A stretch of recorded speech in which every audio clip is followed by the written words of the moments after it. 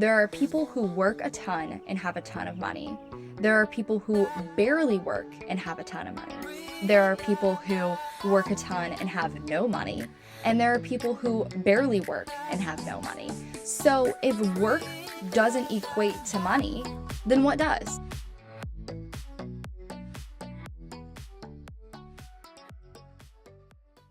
Welcome back to another episode of Initial Impressions. My name is Kaylee Pomerang and I will be your host today. I'm so stoked that you are spending some time with me, that you're investing some time into becoming a happier, healthier, more healed version of yourself. And that makes me so grateful that you come here to do that and to learn a little bit with me, play around with some new ideas, and experiment with creating the life that you want and the life that you deserve. So today's podcast is magnetizing money and how to stop treating money like a deadbeat dad. Yeah, money like a deadbeat dad. And that might throw you off at first, but let's think about our relationship with money. So if you're somebody that struggles with your money beliefs, that's probably why you clicked this episode today. And I have struggled with my money mindset for a really, really long time. It's important to at least validate this part of ourselves. A lot of our money beliefs are a result of the way we were raised rather than anything that we ever consciously remember choosing about money. With that being said, though, there are ways to shift this perspective to become a more attractive component, a more attractive being for money to want to flow to. So that kind of sounds funny, but there's a couple things that we have to consider when it comes to our money mindset. And that is that your beliefs about money create a relationship between you and money. Money is an energy. Almost all money is digital, not actually paper. Most money is digital, which was digital, literally just energy. So in my opinion, I view money like it's an entity. Money is another energy that's outside of myself that I have a relationship with. And the way that you attract money into your life is based off of the relationship you have with it. Now, how can I prove this, right? Well, here are the things that I've considered that have made me think this about money. For one, I know people who have a lot of money and worked super hard for it all their lives. I know people who have no money but have worked super hard for it all their lives. I know people who have a ton of money and it just fell into their lap and they don't work that hard for it.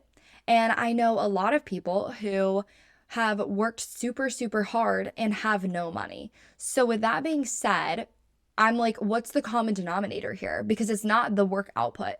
Because there are people of all varying work outputs that have all varying incomes coming to them. So how do I know that your relationship with money determines how much money you have? Well, this is what I've noticed, right? There's 4 types of people. There are people who work a ton and have a ton of money. There are people who barely work and have a ton of money. There are people who work a ton and have no money. And there are people who barely work and have no money. So if work doesn't equate to money, then what does? Because that doesn't make sense. And I grew up believing that the common denominator was, no, the harder you work, the more money you have. But I'm not seeing evidence for that. I see a lot of people who work a ton and don't have any money. I see a lot of people who work a miserable amount and don't have a lot of money. I see people who work a ton and are barely getting by. I see people who barely work and have a ton of money. I see people who grew up in wealth. I see people who stumbled upon it and never came from it. I see people who have all varying amounts of money with all varying work outputs. I've seen people who have slaved away at their jobs their whole lives and have surmounted a lot of wealth because of that. But I've also seen the opposite. So I know that there is something deeper to this dollar amount that you're able to attract, that you're able to hold, than just simply your work output. So if I know that's the case, if I've seen all these other people try to force money strictly through work and have varying results, then I want to try something else for myself. And if you're open to that too, if you're open to experimenting with something that's super harmless, like changing your perspective on money and just seeing what happens. That's what I'm doing right now. I'm in an experimental phase. I'm shifting my perspective from viewing money like a deadbeat dad, something that's never going to provide for me. I never know if it's actually going to show up, if it's going to be there. I never know how consistent it's going to be. I never know if it's going to truly support and provide for me. Having that scarcity mindset with money, that has not been serving me. So I'm switching it up, and I've been having some good results so far.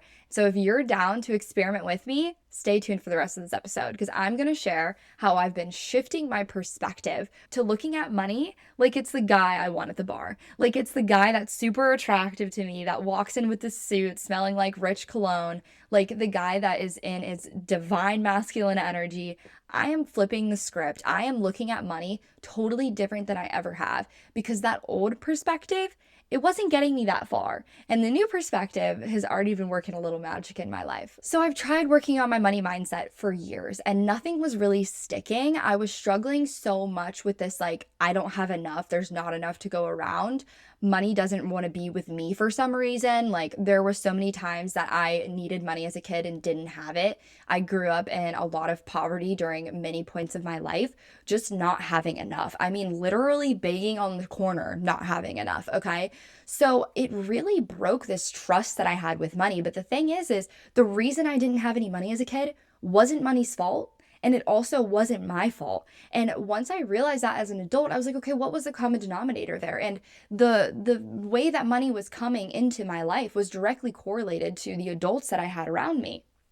And this is not to say that this is not to like shame them or whatever. They were in their different journeys. They were facing their own battles. My parents were facing addiction. There was a lot of things that went into the state of being that they were in. But I mean, we can definitely say for sure they didn't have a good money mindset. And so I am learning, how can I view money differently and a different light? I viewed money like it was the problem for so long. I've been so uncomfortable about talking about money, about thinking about money. It would make me feel sick every time I would spend money. Even if it was something I really wanted to buy, I would be like, what if I spent this money and then now I won't have money for this other thing that's important for me? And I would just feel so much anxiety and stress around money. Just, I felt like I could never get enough. I could never feel secure. And I don't want to feel like that anymore. And I'm done villainizing money for something that it's not its fault, okay? So we're going to talk about relationships for a minute, because I feel like when you think about your relationship with money, it gets kind of confusing to think about. So instead, we're going to think about our relationships between people, right? So if I have a friend, or if there's a guy that I'm into, or if there's a girl that you're into, whatever it is, and I am, interacting with them, if I'm really insecure, if I'm assuming the worst about them, if I'm constantly waiting for the other shoe to drop, if I am villainizing them, if I'm accusing them of things that I don't even know for sure if they've done, if I'm accusing them of not, you're not going to be there for me, you're not going to support me, before they've even had a chance to show me that, before I've even given them the opportunity, do you really think that you're an attractive component in that state of being? Do you think that person would want to interact with you? Do you think that person would be attracted to you? This blew my mind when I was thinking about it. I was like, am I attractive to money? When I'm constantly thinking the worst about it, when I'm constantly assuming it's not going to be there, when I'm literally villainizing the hell out of money, am I making myself attractive for money? Why would money want to be around me?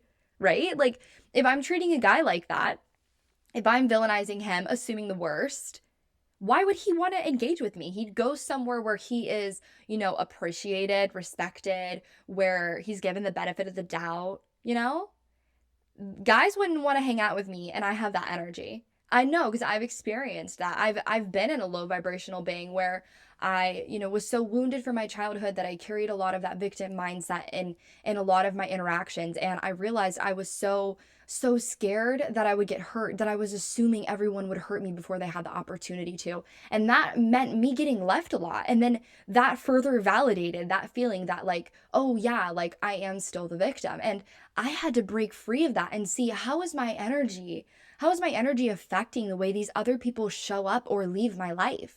And am I an attractive component to be around? And so when I thought about all that work that I did on not villainizing people anymore and not assuming that I'm, the victim. Yes, there was a time period in my life I was a victim, and I acknowledge that, and I acknowledge the pain that I went through. But I'm a victor now. And I don't need to treat every single person like they are a villain in my story because they're not. And I haven't even seen them act that way for me to assume it. So can we shift our perspective on money then?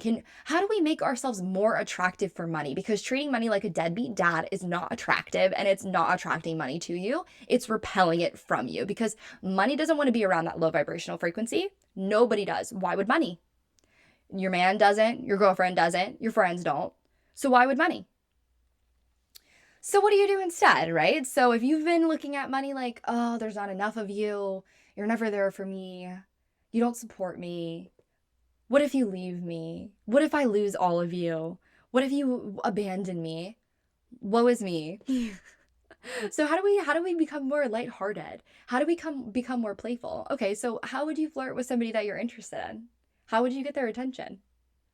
How would you flirt with money?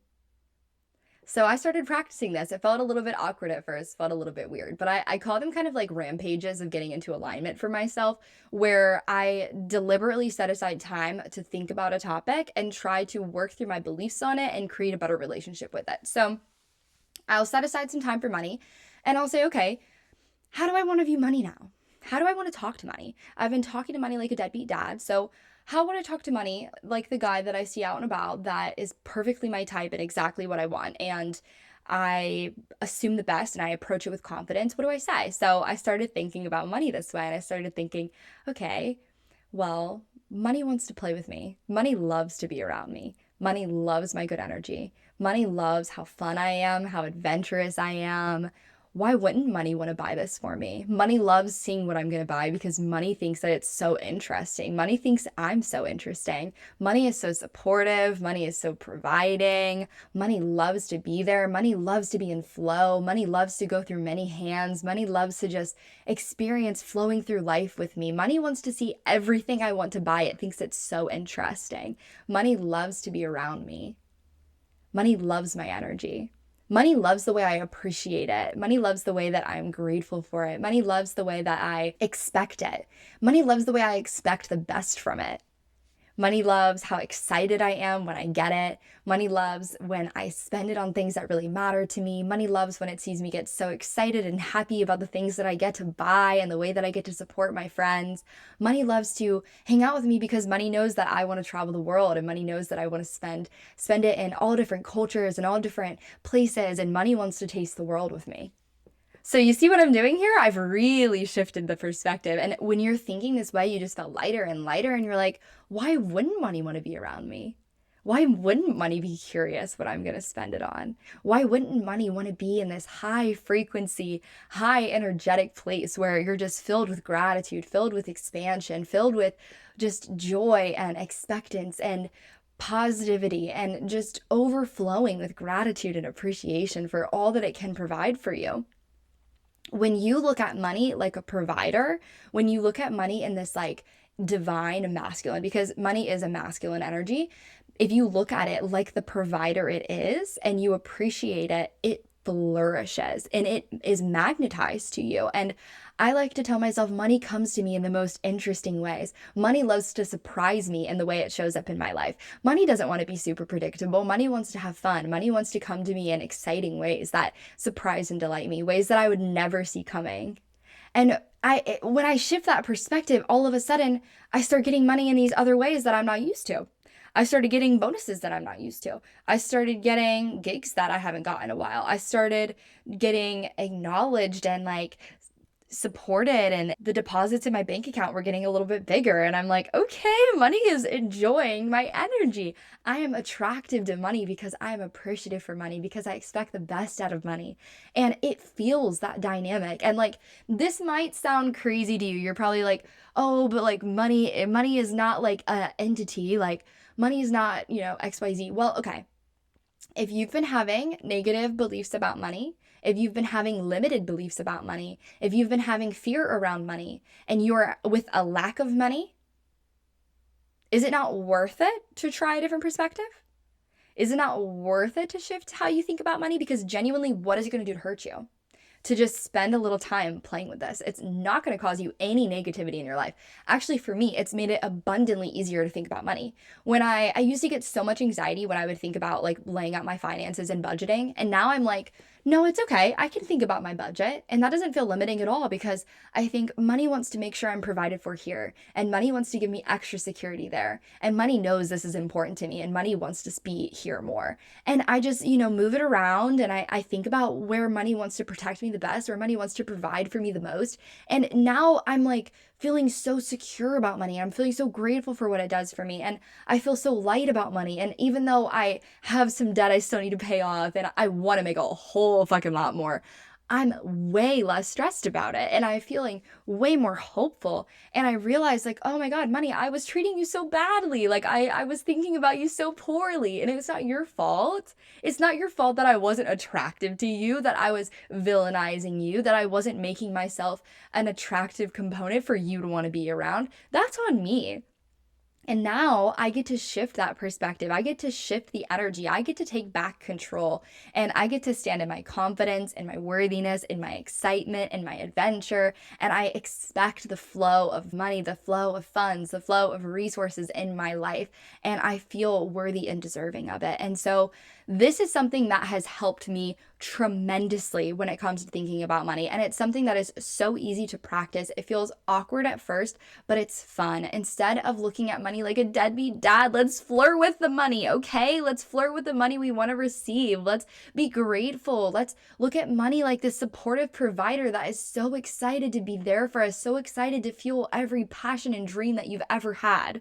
And every adventure and every travel plan and all of your friends and their beautiful businesses, that you get to have the money to support them too, because the money loves to be supportive. The money loves to protect you. And literally when I'm saying this, I feel the energy just radiating off of me. It feels so fulfilling. It feels so energetically aligned to view money in this light. And this is where it might be challenging you're going to have to deal with some of those negative beliefs that were really ingrained about money. Maybe you thought money was the root of all evil. Maybe you thought for sure there wasn't enough money to go around. You're going to have to challenge those beliefs and try some new ones on. And it might take you back to some memories from your childhood. It might take you back to some fears, but those things are absolutely worth really, really thinking about. Because what I noticed for myself is a lot of my negative money beliefs, when I really vocalized them, I realized how inaccurate a lot of them were. Like I would say it out loud and I'd be like, that's actually ridiculous. Like that doesn't even make sense. Why was I carrying that belief? And as you really give these thoughts some airtime and you allow yourself to really dive into them, even if they're a little uncomfortable, they're way easier to debunk than you thought. And you'll realize you were carrying around some beliefs about money that absolutely was not serving you. And so the more you continue to do this, the more you continue to shift your perspective on money, you're not only going to feel better, which to me is like the best part, because even if your circumstances don't change, isn't it a hell of a lot better to feel better about it than it is to feel shitty about it? Like you are in a state of flow and creativity and you are aligned to opportunities and abundance just by being in that frequency. You're going to notice them more. The opportunities aren't going to pass you by. The conversations you're meant to have are going to come to the surface. You're going to feel pulled in a direction. You're not going to be scared to follow it. You're going to notice that you're being pulled because you're going to be set in that frequency of awareness towards the opportunities and the abundance that you want to manifest in your life. You're going to be tuned in, tapped in, turned on to those things. So it's not going to hurt you to shift this perspective. It's fun. Have a little fun with it. Flirt with money. It's the season of love. Give money some love. Give yourself some love and acknowledge these fears, acknowledge these hopes, these desires, and shift yourself into a frequency that is way more aligned for the funds that you want to receive. So thank you so much for tuning into this episode. I appreciate you being here with me, you spending this time with me. If this was helpful, please like, share, subscribe. If there's someone that you think it could benefit, please send it to them. And as always, I'm so infinitely grateful to have you spending this time with me, and I hope that you're leaving more at peace than you came.